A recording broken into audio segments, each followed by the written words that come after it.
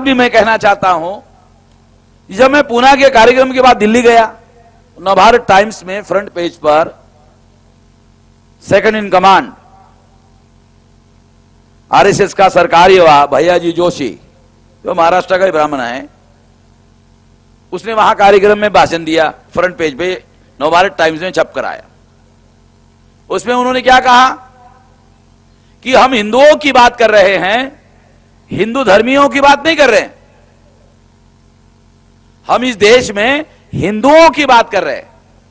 इसलिए मैं जो पूना में सवाल पूछा, जब मैंने इसके बारे में ये कहा, अरे वाह, मैं तुम्हारे धर्म ग्रंथ में हमर को हिंदू कहां लिखा है बताओ, तो पूना में सरसंघ चालक भागवत ने कहा कि हम सांस्कृतिक दृष्टि से हिंदू हैं।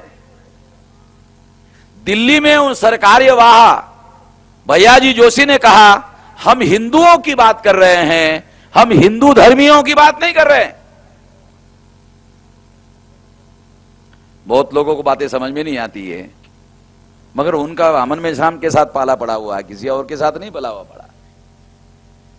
हम लोग ये दाव पे समझते, एक शब्दों का खेल है। आम आदमी हिंदू और हिंदू धर्म का फर्क थोड़ी जानता है। आम आदमी, साधारण आदमी, उनका कहना यह था कि ये जो हिंदू शब्द है वो क्षेत्रीय शब्द है। उनका कहना है कि सिंधु से हिंदू हुआ, इसलिए हिंदू जो शब्द है वो क्षेत्रीय है, वो धार्मिक नहीं है। इस आधार पर बोल रहे थे कि हम हिंदुओं की बात कर रहे हैं, हिंदू धर्मियों की बात नहीं कर रहे। ये चालाकी की बातें है। क्षेत्रीय शब्द के आधार पर वो सभी लोगों को हिंदू कहते हैं, हिंदुस्तान में रहने वाले सभी हिंदू।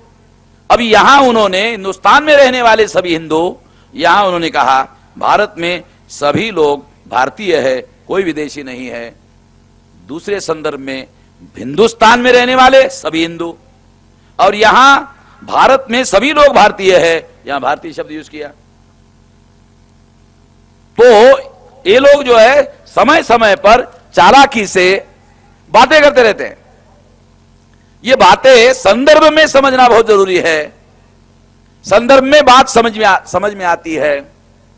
तो हिंदू शब्द जो है वो क्षेत्रीयता वाचक शब्द है, ऐसा कहकर वो बात को लपेटते हैं। साधारण आदमी को समझ में तो नहीं आता, क्योंकि जब हिंदुओं की गिनती करने का समय आता है तो उनको जनगणना में हिंदू नहीं लिखा जाता, हिंदू धर्मी लिखा जाता।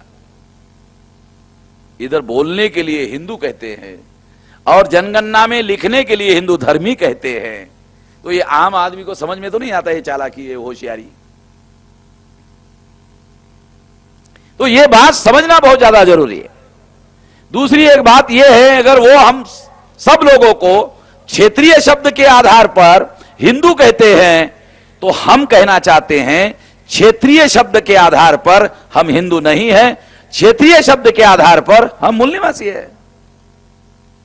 अगर क्षेत्रीय ही सिद्धांत का अवलंबन किया जाए तो क्षेत्रीयता के आधार पर हम हिंदू नहीं हैं, क्षेत्रीयता के आधार पर हम मूल निवासी हैं। मूल निवासी शब्द से ब्राह्मणों के लिए दिक्कत खड़ी होती है। हिंदू शब्द से अल्पसंख्याक ब्राह्मण को बहुसंख्याक बनने का मौका मिलता है, और एससी एसटी ओबीसी को पहले हिंदू बनाया जाता है, फिर हिंदू धर्मी बनाया जाता है, और फिर जनगणना में हिंदू धर्मी के नाम पर लिखा जाता है, और फिर अल्पसंख्यक ब्राह्मणों को बहुसंख्य बनाकर केंद्रीय सत्ता में कब्जा किया जाता है। और जब ये सारे बहुसंख्य लोग हिंदू बन जाते हैं तो आप सोचते हैं कि इसका फायदा केवल बीजेपी को मिलता है। गलत बात है। जब इन सब लोगों को हिंदू बनाया जाता है तो इसका फायदा बीजेपी को मिलता है, इसका फायदा कांग्रेस को मिलता है, इसका फायदा कम्युनिस्ट को मिलता है, इसका फायदा मार्क्सवादी कम्युनिस्ट को मिलता है, इसका फायदा ममता बनर्जी को मिलता है, इसका फायदा सभी जो ब्राह्मणवादी लोग हैं, जो ब्राह्मण लोग हैं, और उनके क्षेत्रीय हो या राष्ट्रीय दल हो, सभी को फायदा होता है। इसलिए कोई भी इस बात का विरोध नहीं करता है। जो आरएसएस कहता है उसका कोई भी विरोध नहीं करता है। क्यों? सभी को इसका फायदा होता है। सभी ब्राह्मणवादी पार्टियों को, ब्राह्मणों को फायदा होता है, इसलिए कोई भी इसका विरोध नहीं करता है। ये माइक्रो लेवल की बातें हैं, एनालिसिस है, विश्लेषण है, ये बात हमको समझना जरूरी है। अगर वो लिंगायत को हिंदू ही मानते हैं और वो अलग धर्म के नहीं मानते हैं, तो वो अल्पसंख्य ब्राह्मणों को बहुसंख्य बनाने की रणनीति का हिस्सा है। ये सारी क्रियाएं धार्मिक नहीं है। लिंगायत को हिंदू मानने का जो मामला है, लिंगायत सोचते हैं कि ये धार्मिक मामला है। ये धार्मिक मामला नहीं है, ये राजनीतिक मामला है। ये ब्राह्मणों के वर्चस्व का मामला है। ये बात संदर्भों में आजकल जो चल रहा है उस संदर्भ में जानना समझना बहुत जरूरी है।